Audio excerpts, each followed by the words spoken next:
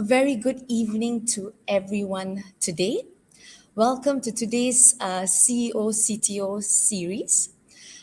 Today we have the absolute honor of having a guest speaker that is no stranger to the entrepreneurial world, specifically in the fintech industry.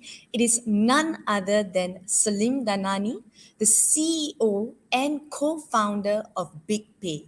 Salim, thank you for being here with us here today.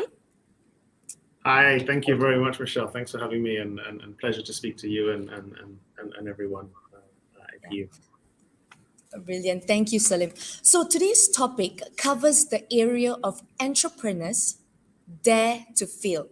I personally feel it's an area that's not talked about enough because failure is a stage where every human being goes through, be it a test, a game, or as for more obvious reasons, even in our entrepreneurial journey. And Salim, I personally, if you follow Salim in his journey, I'm very impressed of the constant innovation that takes place, especially now that he is CEO of BigPay. And innovation involves trial and error to navigate failure.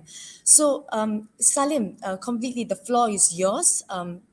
Do share with us, your perspectives of failure and how to actually navigate failure in the entrepreneurial journey. For sure. I think I've got a couple slides. I think just to kind of walk you through and warm the audience up as to what BigPay does and also just a bit of the journey. I think the first thing to your point is that it's okay to fail. I think failing is viewed as this big taboo that nobody can fail. It's like your first business has to be a success, and there are many usually deep-seated reasons for these things, and it's usually very individual. But I think it's totally good. It's very important to dispel that and get rid of that idea, because entrepreneurship is about falling and it's about picking yourself up again. Let me go through and talk a bit about BigPay. So I think when we started this business in 2017, we came out and we said we want to solve a problem. And the problem we wanted to solve was really simple. We said, okay, we know that in across this region, across Southeast Asia, there is a need for better financial services, better banking, better access to, kind of being to something that is the foundation, right? Like you can't operate without access to financial services, right? And I think that for people to grow, for nations to grow, that needs to be accessible and simple. So we had our vision, we had our mission. We said, this is what we're going to do. Like this is our goal, this is our target. You can't map out everything in your journey, but I think having a North Star, having a very clear idea of the problem you want to solve is very important. And I'll come back to this point actually later. So what was our journey? 2017, we launched. It was a scary time, like coming out. There's the three of us in a room, sitting down trying to figure out what the business would look like. Launching it, having tons of problems. Like no journey is easy, but the point is to keep building, right? And I think that from where we are, I look back and I kind of think, where were we then versus where are we now? And it sounds good. I think anyone that looks outside on any business or any journey, looks and says, "Oh wow, that looks awesome," right? But I guarantee, right, it's always got like Freud and potholes and all the way through it, because it's complex. It's always challenging. It's always complex. It's always there's no simple straightforward journey. And I think where we've got to, I'm super proud of where we got to. Like we built an amazing team and built an amazing business, and we're helping close to 1.2 million people in Malaysia. And that makes me really happy, because we're sticking to our vision. We're enabling enabling our mission and kind of really delivering on it. So for those of you that don't have BigPay, like what do we do? We are a payment product. We're trying to make the access to start off with a debit card, essentially, right? Making access to financial services really easy and really simple. So you can spend, you can track your expenses, you can budget, you can pay your bills, and you can do it with a really good UX and UI. So it's simple and easy. And you can also, kind of make sure that your cards work between 12 and 2 a.m. For those of you that are spending during that time period. And then you have, because banks obviously all stop. Then you have we have remittances. We built loans on top of that, and then we're building wealth, and we're adding crypto products as well. So we're constantly innovating and trying to add a foundation to what we have to make sure that we're giving users what they need and what they want as well to kind of, again, deliver on that North Star that we have. But moving away from that, so you kind of have an idea of the business, you have an idea of the what BigPay is. We were solving a very complex problem, and we needed the right, and I think that everyone looks, and as I said before, like, you'll all have your reason for wanting to be an entrepreneur. Some of you will want fame, some of you will want fortune, some of you will want to just solve a problem. And all of them are okay. Never believe that any reason that you're becoming an entrepreneur or you're founding your own business, like, it's got to be personal, right? Like, it's so funny. We talk to like VCs in the market, and there are literally VCs that will look at a founder's story and look for the alpha. And for those of you that want to know what an alpha is, basically it's like an X factor. It's like, where is it where your curve goes from linear to exponential, right? And I'm assuming that you're in entrepreneurship, so you've got basic math sorted. But like, I mean, and a founder journey, something personal that drives you, that kind of pushes you for this towards a particular journey, towards solve a particular problem, is really important. Like, I'll give you my journey. Like, I grew up, my parents were immigrants. I'm half Iranian. My father's from East Africa. Like, they were both refugees. They went to London. Like, and like, it was by luck, fluke, hard work, people helping, everything that I got to where I am today. Like, and I think that we need to it was very important to me, why this journey and this mission stood out to me, was that I wanted to create a foundation for everyone else to be successful. And I do believe that, like, financial services is a key, is a bedrock to the middle class. So, and, and the key was here that I wanted to say was that there's no straightforward journey.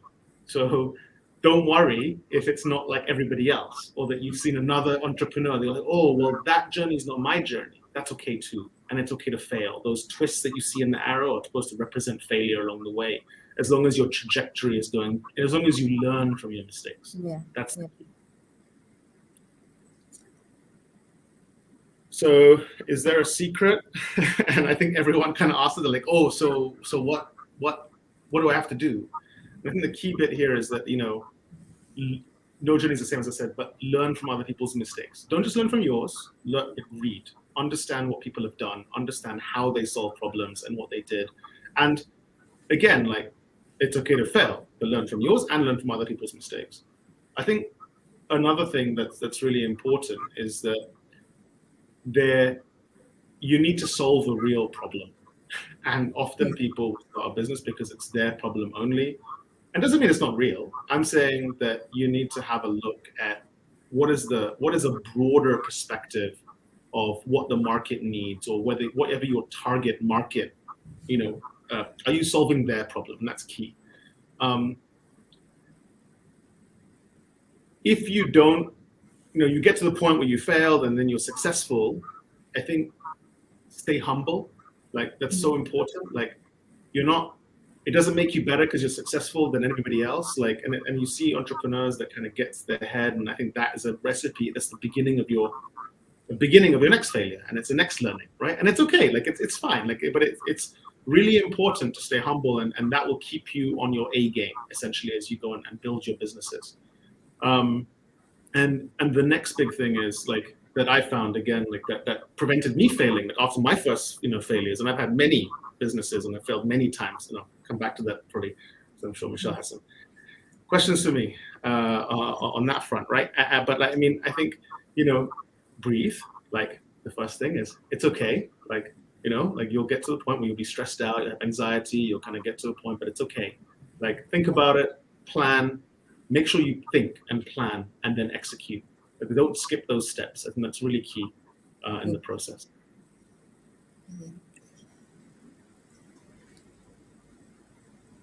there's a couple there's a, everyone seems to think that it's okay. Like, I think that, everyone on this call is, Michelle, correct me if I'm wrong, but like probably between 18 and 22, 23 maybe. And, you've grown a business, you've lived in a time of easy money. And by easy money, I mean, they've been printing money and there's been a lot of capital flow into Southeast Asia and emerging markets. And I think there's two sides to this. There is something to be said about when you're building very complex problems that really require a lot of capital injection initially to start. And some of you will start very cash flow positive businesses, some of you will start non-cash flow positive businesses. And there's no right or wrong as to one's better and one's not better. But remember, you need to build a real business. You need to be able to make money. And remember that. Like, remember that you want to, and do your models, understand your business plan, and make it real, and make sure that you can stick to that, right? And it will change, but have the fundamentals right, and I think that's key. So,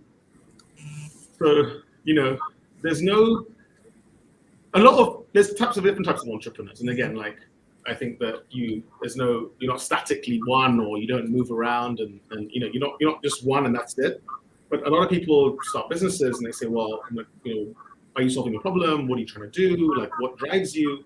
And sometimes it's like, I want to get rich tomorrow, right? And I think that I want to just emphasize here that there's no get rich scheme. Like, it comes with pitfalls, right? You can, don't get me wrong. Like, I know there's a lot of crypto entrepreneurs and a lot of entrepreneurs in the very high risk industries that have gone rich really quickly. But I think that the fundamentals, remember that your time over money curve and your risk curve are generally inverse, right? So you will have this in terms of you'll have to figure out where you sit on the curve of risk appetite, and what your quotient for failure or what your quotient for success is, and where you feel comfortable as a person. Yeah. Salim, if you don't mind, I just have one question.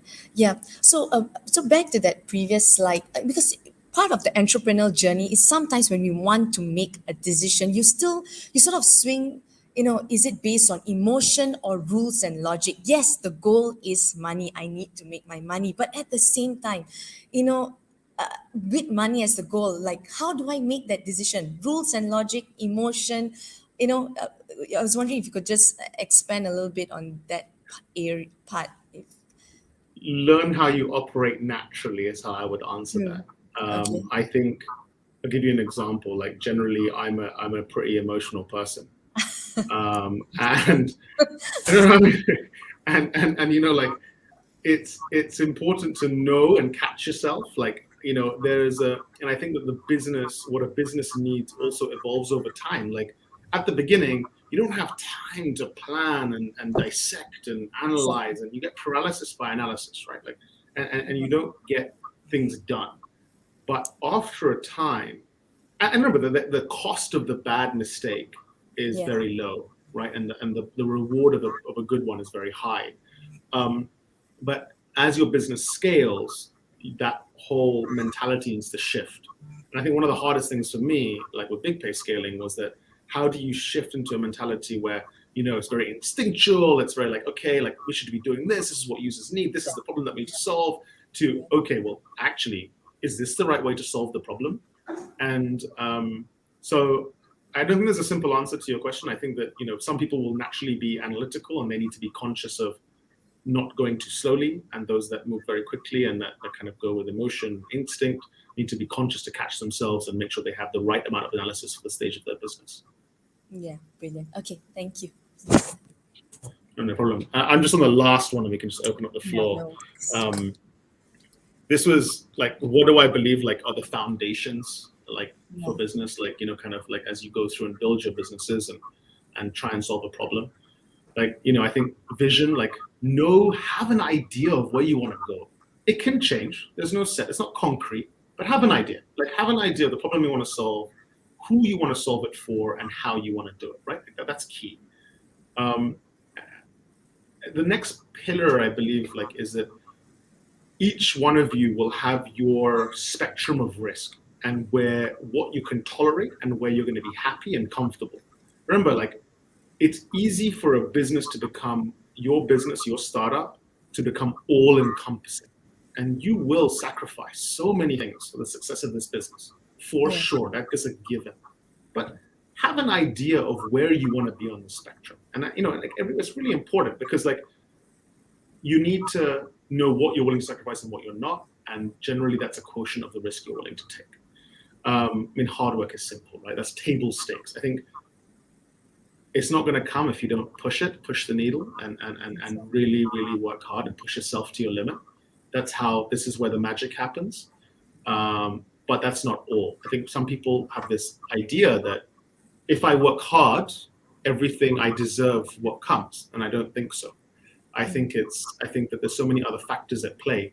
And remember, failure is not just because you did something wrong as an entrepreneur. Yeah. Sometimes it's just right idea, wrong time, right? Like, there's so many factors in this. The last bit kind of comes with timing as well, but it's karma. And it's like, and this is really philosophical. This is just what I believe. Again, this is not an objective point.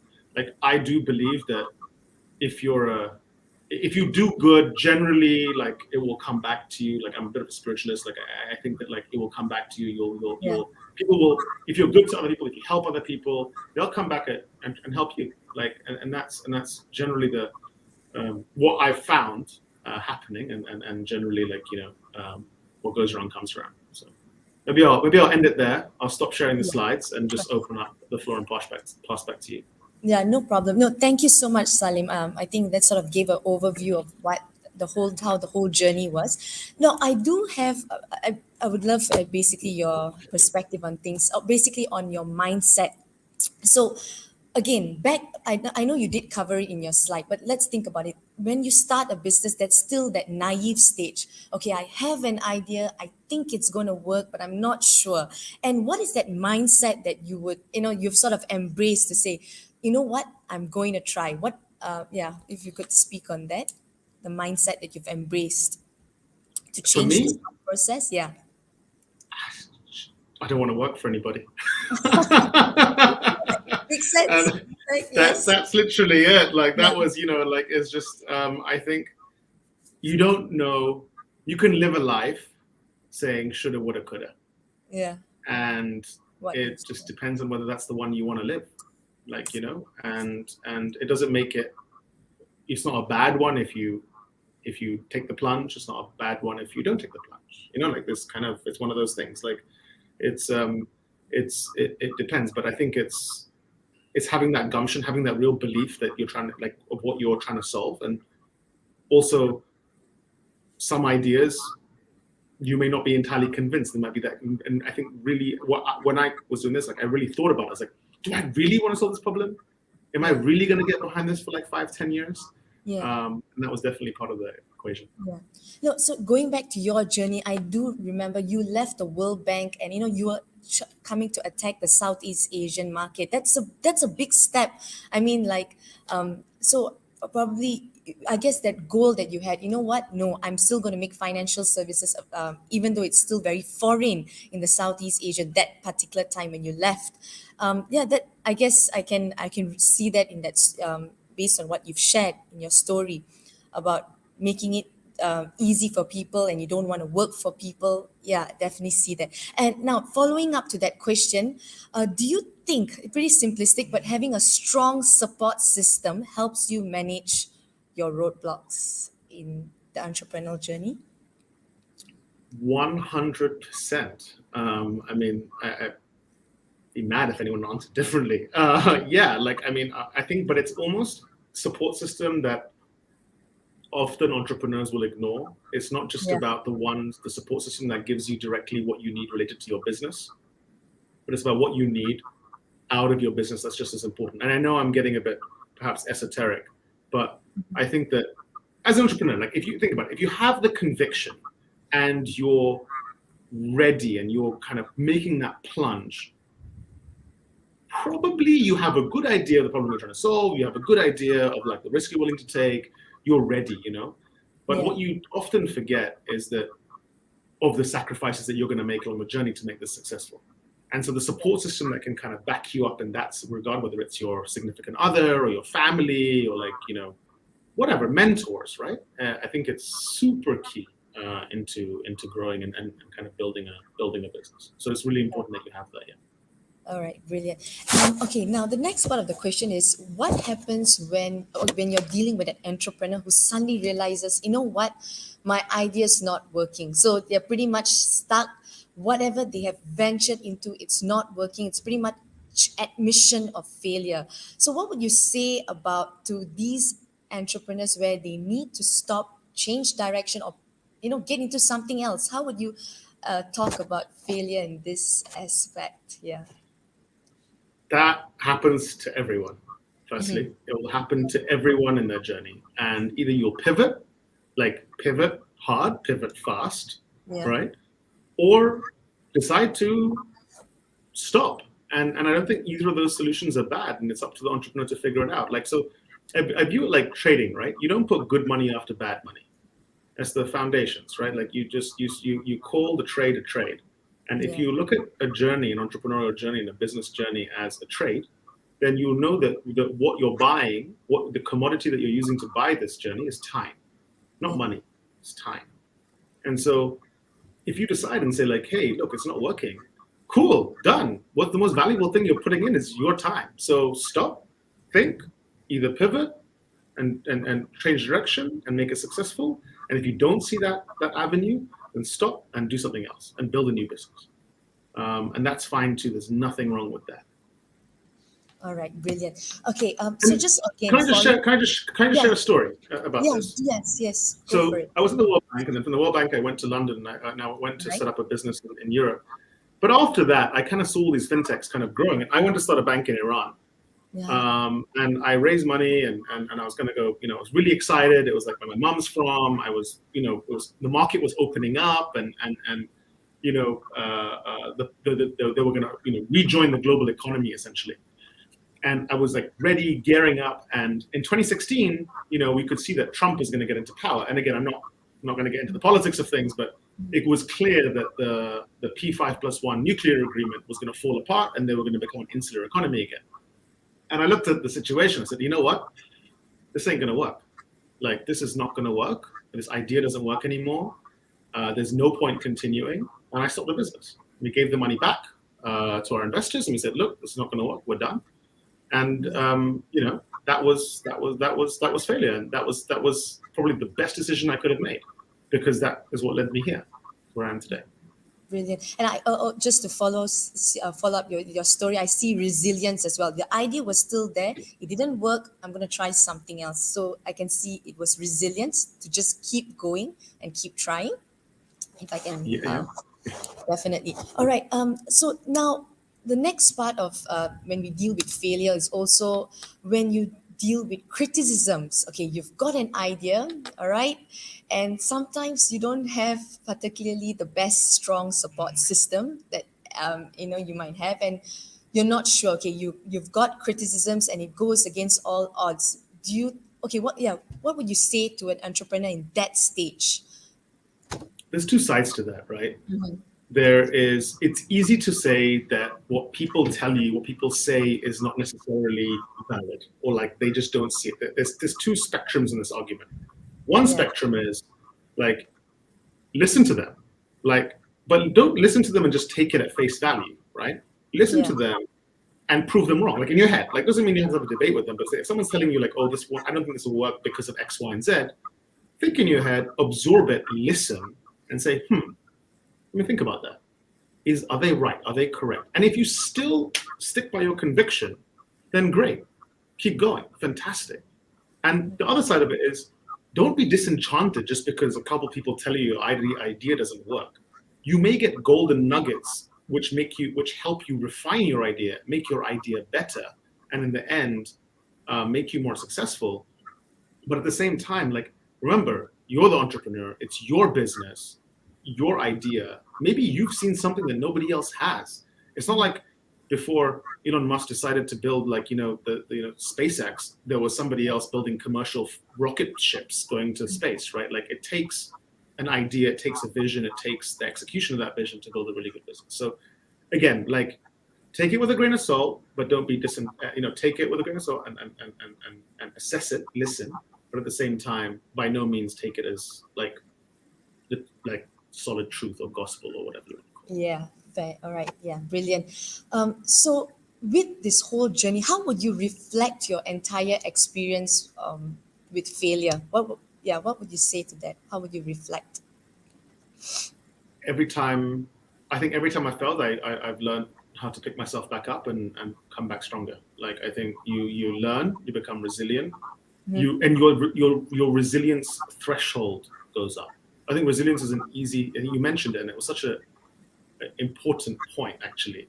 Like, perseverance and resilience, like, whether it's about people telling you that you're wrong, or whether that you want to talk about your idea, or whether it's about, like, while you're on your journey, like, it's, we talk on one side and we say, oh, pivot, what happens if your idea is not working? And on the other side of the spectrum is perseverance, right? Exactly. If you think about it. And what experience will tell you is where on the spectrum is the right place. It's a scale, right? Like, there's no right or wrong answer. Like, some ideas you'll just need to power through and plug through. Some ideas you should stop. Like, again, it's your experience of, like, failing, building businesses, failing, starting. Some are successful, maybe you even they're successful, and you move on to the next one. It doesn't matter. The point is that these things will show you that you just learn more about yourself, and you'll get better at assessing an opportunity and assessing a particular point along these different spectrums. In what stage you are. Brilliant. So now, again, I'm looking back at part of the entrepreneurial journey. Like I said, the goal is you still need to see the profits come in. And, so I look at it this way. You get a testimonial, great. But at the end of the day, it's the referral that matters. People can't be just saying, oh, it's a nice product, it's a nice service. It's the referral.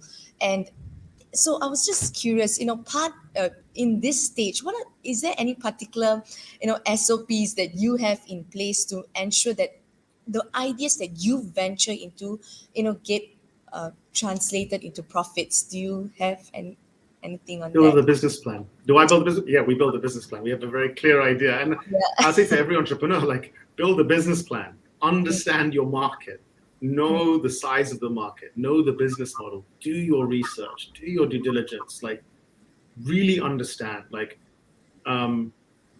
path to profitability is very underrated. And this is what I was kind of talking about earlier to this audience, right? Like, I mean, we live in a world where you can just build businesses on VC money for an infinite period. I think that world, that merry-go-round, is ending.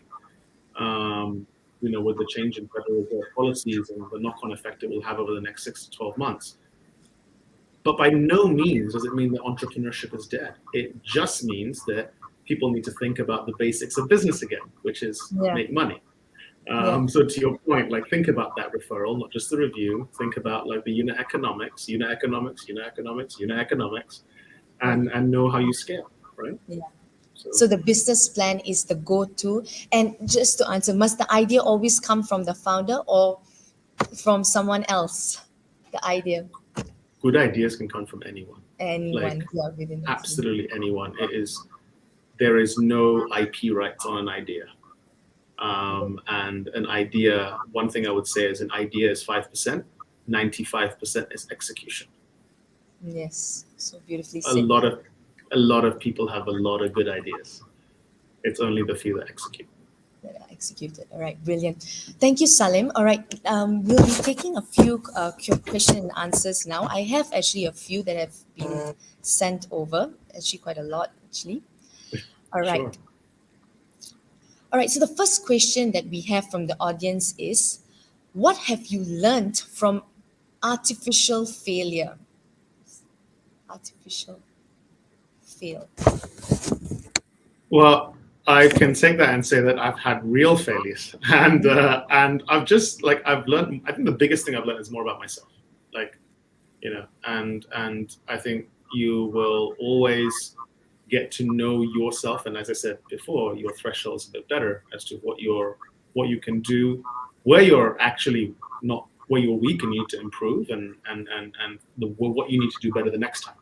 So I Yeah. think that's the biggest learning. So if I can just reiterate, is to reflect what went wrong and then see how you can improve better. Am I right? Sure. Yeah. Yeah. Yeah. All right. Exactly. Okay, the next question we have is, what was the failure you encountered that affected you the most? Oh. Um, so when I was about 9 years old, I started a business. I don't know if you guys have, those like big cash and carries where you go and you get like a boxes of sweets and stuff. Uh-huh. Um, I remember in my primary school, I used to go and take my pocket money and go get boxes of sweets, and I was illegally like selling them in the toilets of my Oh, school. okay. And no, it's true. and That works. and it affected me the most because I got into a lot of trouble from everyone, including my parents.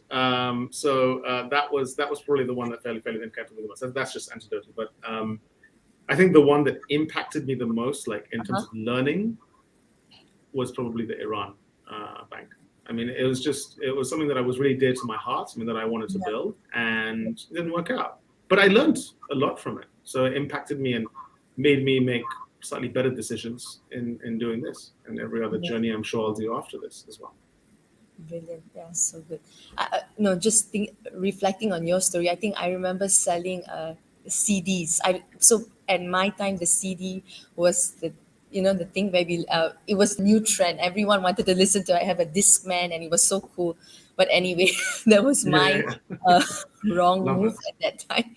All right, the next one. Do you think that there is an age limit for someone to try out the new things that to try out the Cate- things you want to do. Excuse me. Yes. Categorically, no. There is no age limit. Mm, Never let anyone tell you there's an age limit. And just broader on limits, there's no age limit, there's no gender limit, there's no socioeconomic class limit. And our society generally likes to tell us, like, oh, you don't have that much experience. Oh, I'm sorry, you don't get this. This opportunity is yeah. not for you. Like, don't listen to them. It's completely irrelevant. And this is the kind of advice, this is the kind of stuff, like, that you probably should not listen to when people tell you that, Yeah. because the only thing that matters is the idea and your due diligence. Like, the only reason someone will tell you that you're too young is that maybe you don't have the experience, but that's about proving someone wrong, right? It's about having the gumption to do so. Yeah. I That's feel right. very strongly about that one in particular Yeah. because, like, I think I've lived with that my whole life.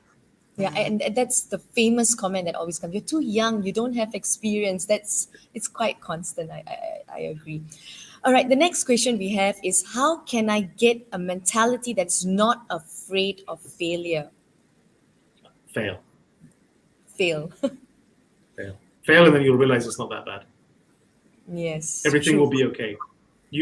It's the unknown that we are scared of. It's not the known that we are scared of.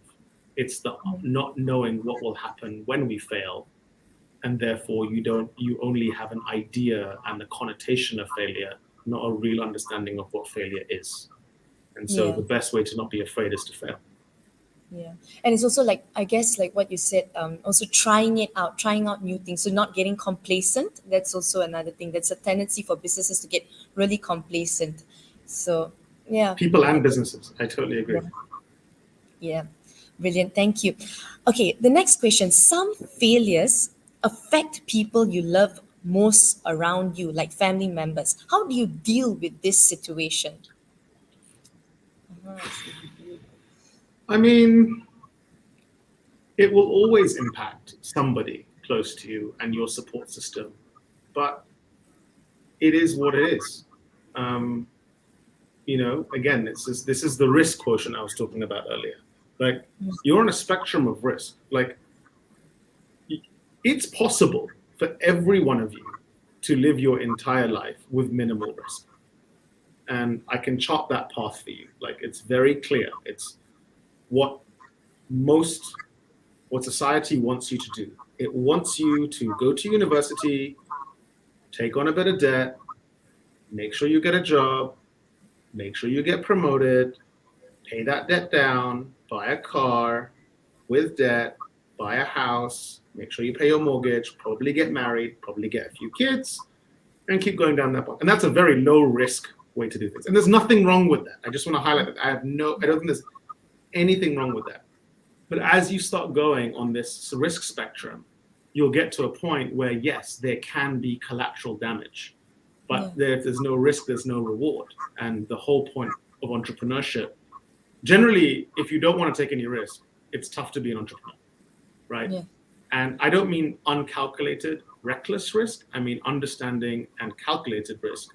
And yes, there may be impact, but you'll just have to deal with it when it comes and try and manage it the best you can. Yeah, so true. You don't want entrepreneurs to also, we get caught in this hamster wheel where we feel this is how life is supposed to be. Get a job, make sure you can pay your bills, get married, and yeah, I totally agree. Thank you. Okay, the next question we have is... Sorry, I just want to say, there's nothing wrong with that. Like, I know Yeah. very dear people close to me, people dear and close to me that are very fulfilled in their life doing that. Yeah. So there's nothing wrong with that. It's just about what you want and where on the risk spectrum you are, I'd say to everybody here. Yeah, that's true. Yes. So it depends on your goal. All right. So the next question we have is, what is the biggest challenge you faced when launching BigPay? Oh, where to start? Taking us seriously, like, like I think I was 28 when we started this. Starting a financial services business before fintech was really like big in Malaysia. Like, people don't take you seriously.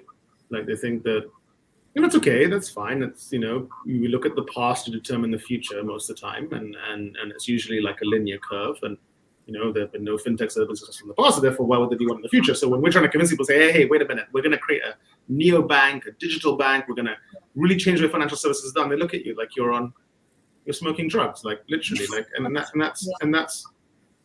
was probably the biggest challenge, because it probably slowed us down in being able to get to where we wanted to get to. We probably would have got there a lot faster by convincing our partners, regulators, etc. Where we want to, what we're trying to do. But it's okay, and healthy skepticism is a good thing. But that was probably the biggest challenge at the beginning. Brilliant. Okay. But now BigPay is now part of a vocabulary. Like I told you, my friends all tell me, I'll BigPay you. So that's how it escalated. So yeah, I definitely... Still chapter 1. We've got a long way to go. All right, the next question we have is, how do you recommend an entrepreneur conduct their market research? Are there any specific things they should look for? Well, that's a very specific question. The one word I'd say to answer that is thoroughly. Make sure you do your due diligence. And it's not just market research.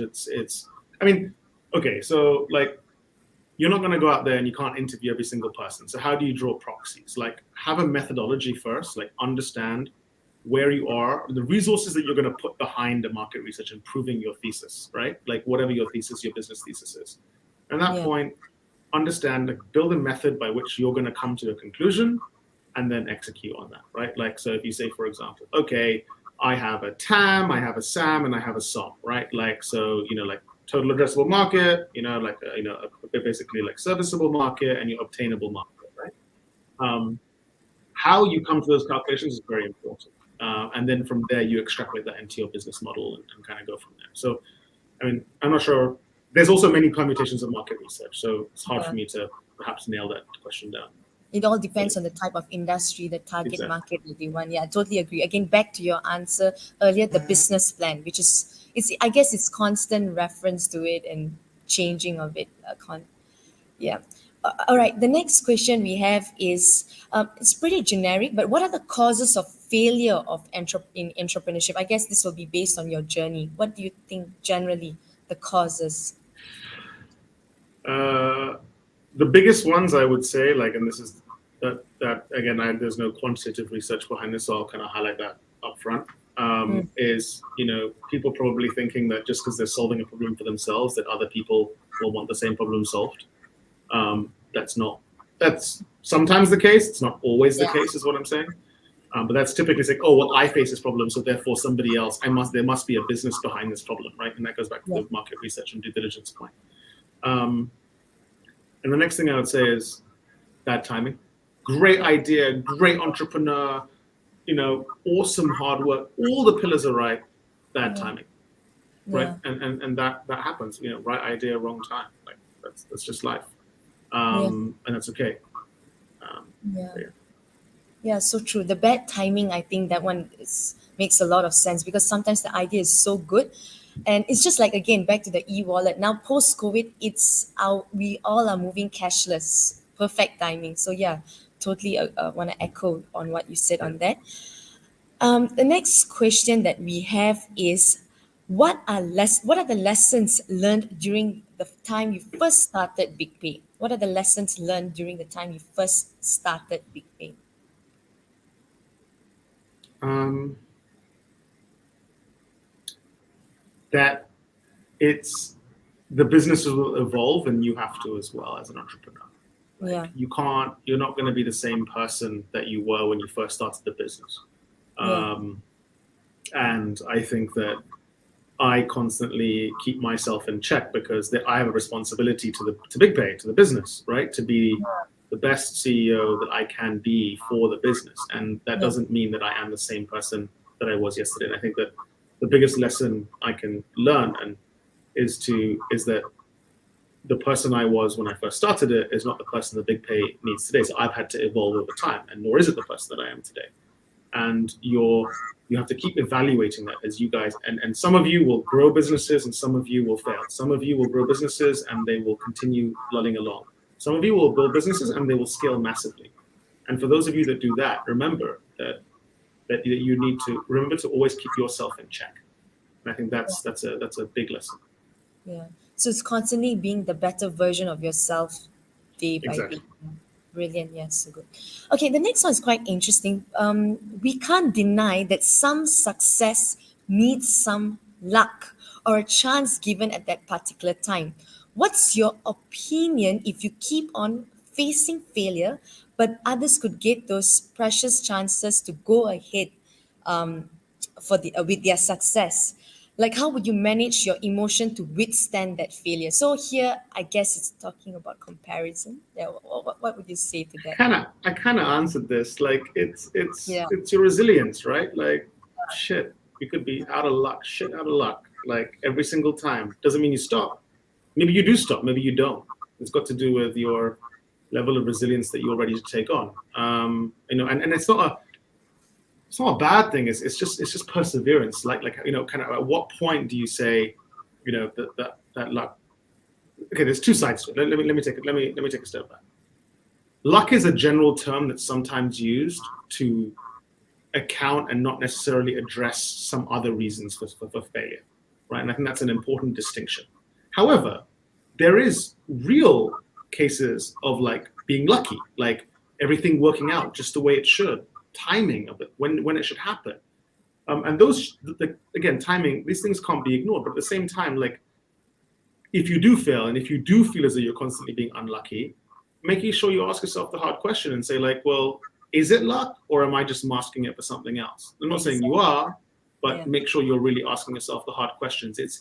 It's easy to not ask yourself the hard questions. Exactly. And I think that's something that you need to constantly do as an entrepreneur.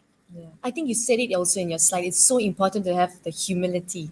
And I totally agree with you. You got to be humble enough to ask sometimes your peers or anyone, okay, what is it that is going wrong? How can I change? And yeah, totally. And that naturally would also build your resilience. So with humility comes resilience. I agree with you, definitely.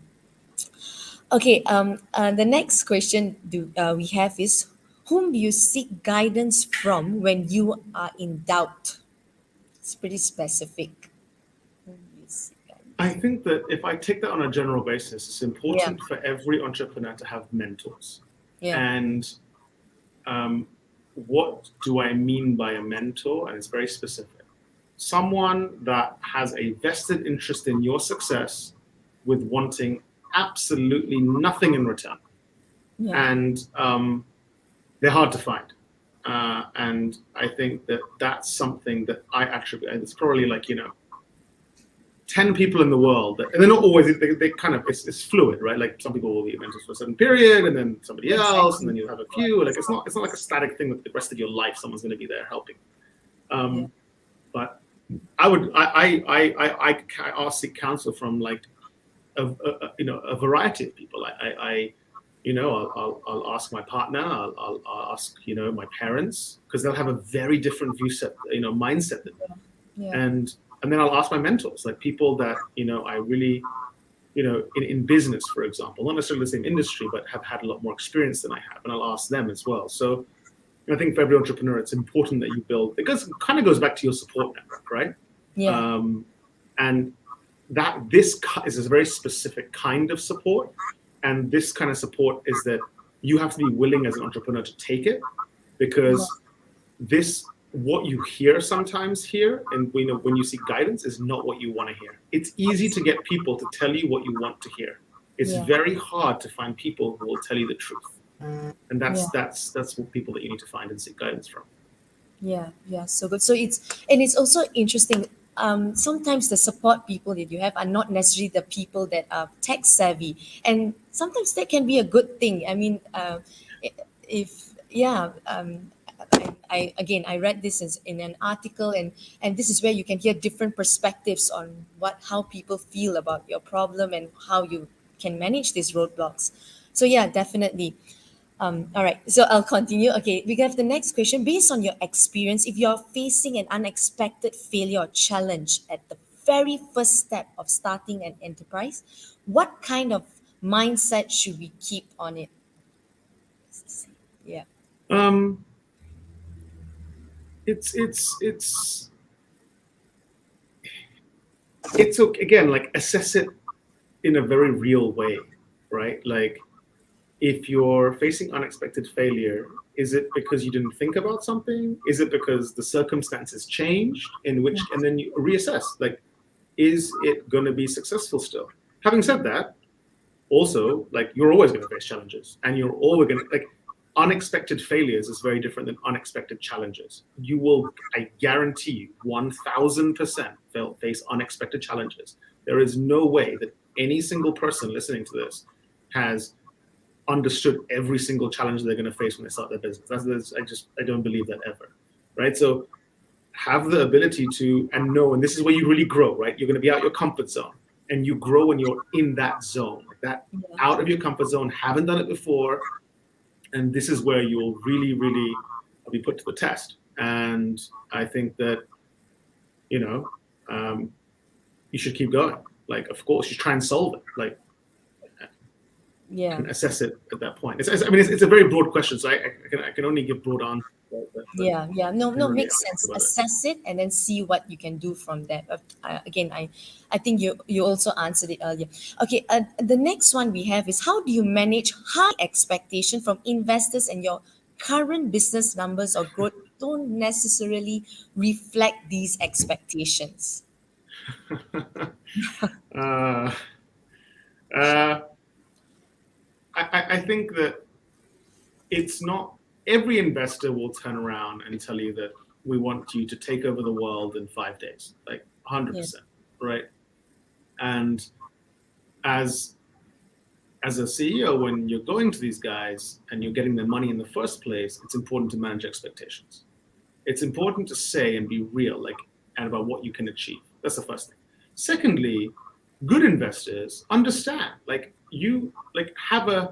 there's usually real reasons, right? Like, there's usually real reasons as to why something's not going exactly as per your plan. And it's the job of the business and the team to solve that problem, or try their best to, and figure out, but, like, not just solve it with a coat of veneer, like, really figure out what's going on and figure out if you can solve that problem. Because numbers and graphs and growth never grows the same way as, like, what you draw on your Excel sheets, right? But you have to understand why, and you have to explain to your investors why. If you treat your investors like mushrooms and keep them in the dark, it doesn't work. You have to bring them in on the journey with you, and you have to help them understand and say, look, this is what's happening, this is why it's happening, this is what we're doing to solve the problem. And usually most people are rational, and most people are on you with that journey. And I think that's what makes the difference in a good investor and, perhaps an investor that's not so good, right?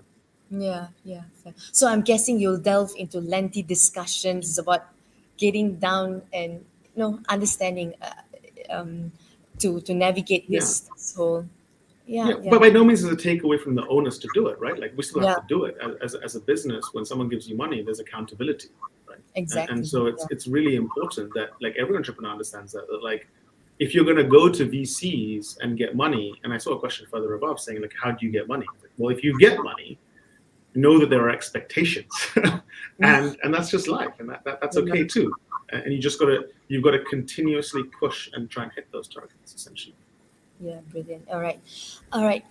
So the next question we have is, as the mission of BigPay is to have low-cost financial services in Southeast Asia, would you take the risk to venture into other regions?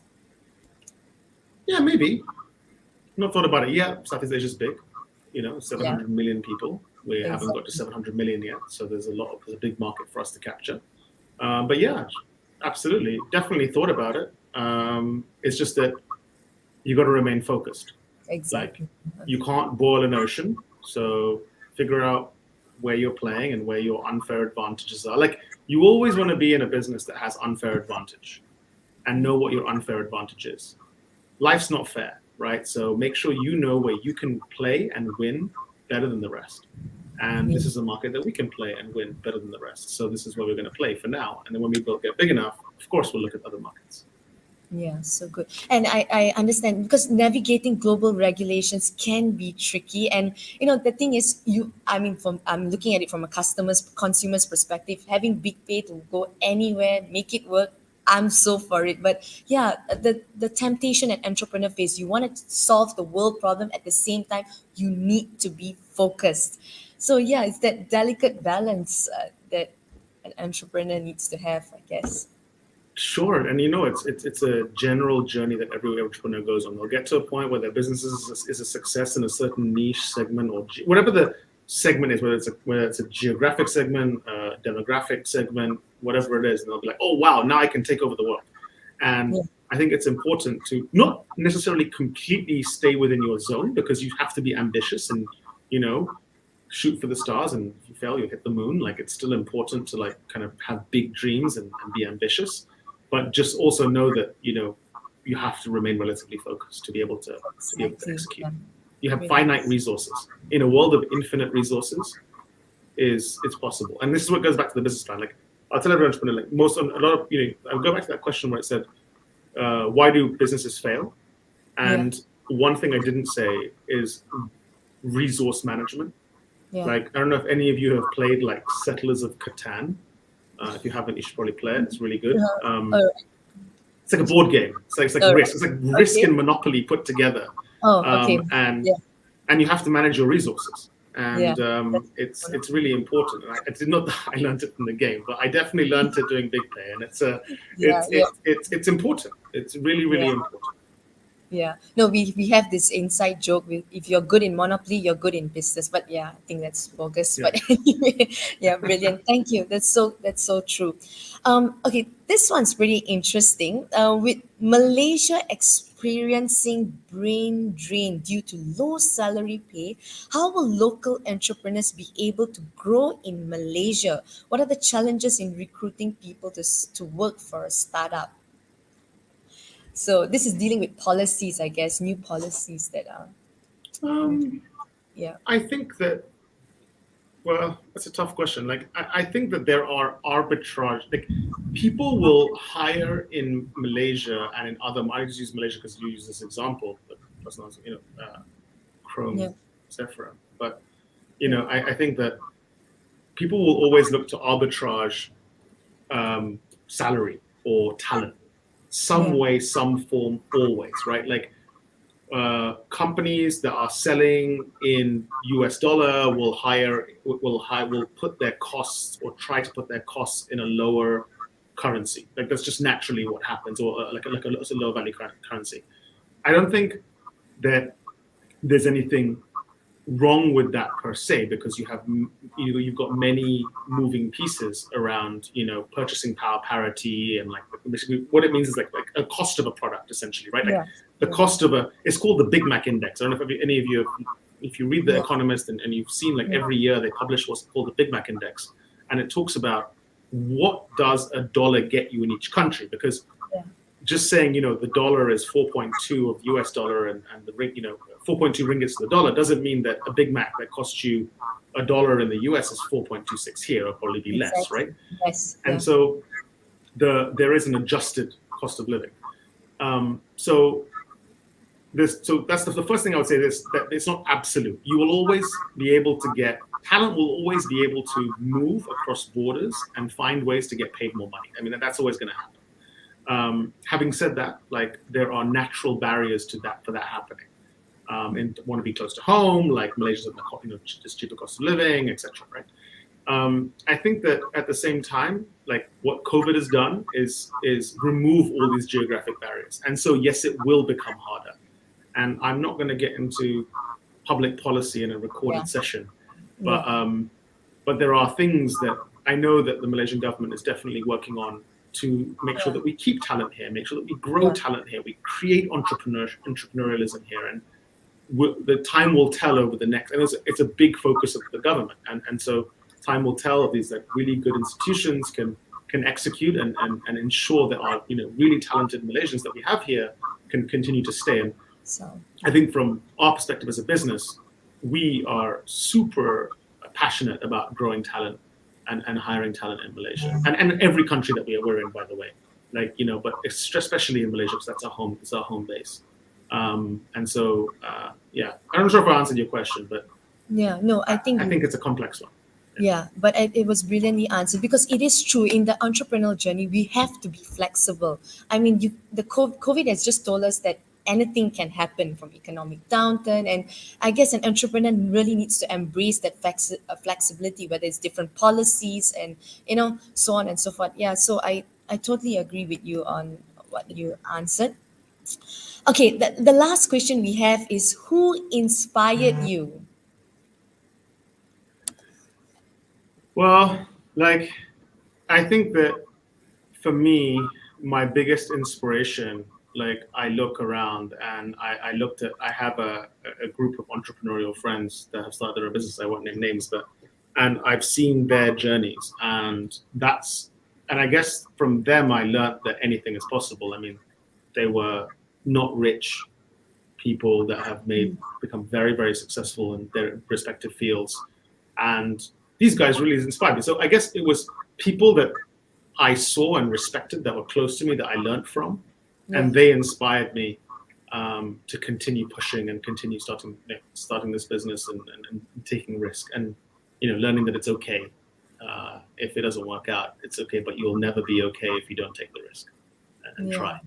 Yeah. So it's interesting how the people that inspire you were not, you looked at their guts, if I can put it in words, their guts, and not so much of how much money they make. So that's a good take. That's a very interesting take on having a mentor, or someone to look up to. Definitely. All right. With that, okay, do you have any last words to our audience on, and our potential entrepreneurs that are watching us live today? Do it.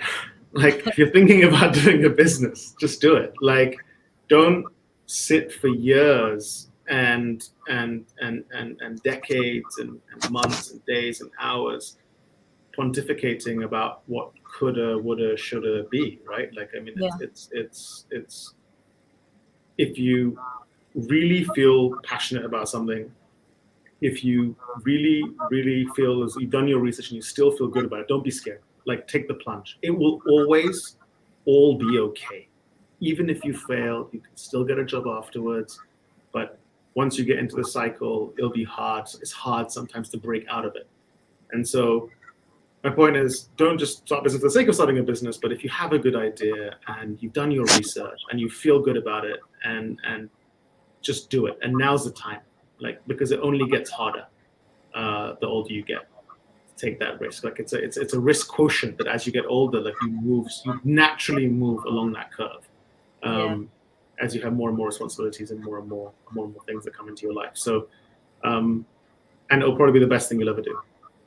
Yeah. That's not investment advice or risk advice, by the way. That's just my opinion. Yeah, fair. Brilliant, brilliant. So good. Thank you very, very much, Salim. This was a very, very insightful insight with your stories, and I just love the whole wisdom surrounding it. Thank you so much for your time. With that, ladies and gentlemen, thank you so much for tuning in. All right, thank you again, Salim. Thank you We so much. Thanks so much for having me, and thanks everyone that yeah, joined and asked questions and interacted. It makes it so much better. Yeah, thank you very much. yeah. We'll hopefully we get to see you one day in person. Thank you. Indeed. All right, take care. Bye bye. All right, for the rest of us, the students, your QR code will be displayed for you all to get your certificate. Please do scan to get that certificate.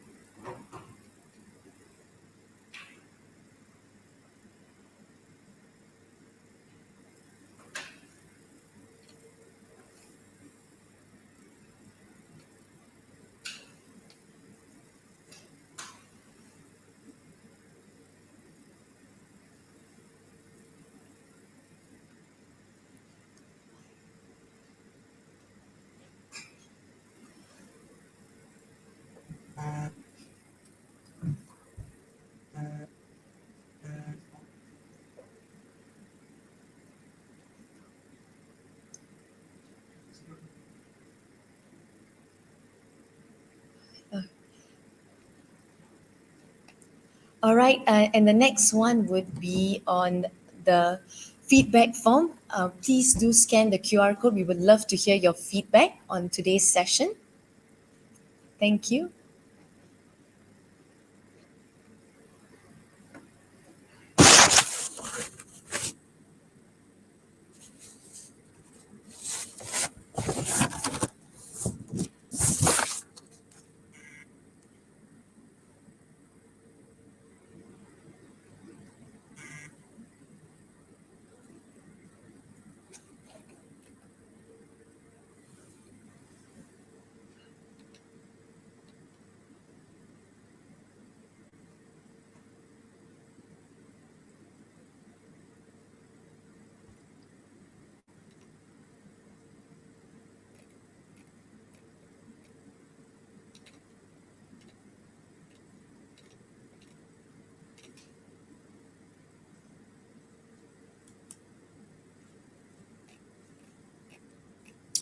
All right, thank you so much for those of y'all who tune in. Have a lovely day, and thank you once again.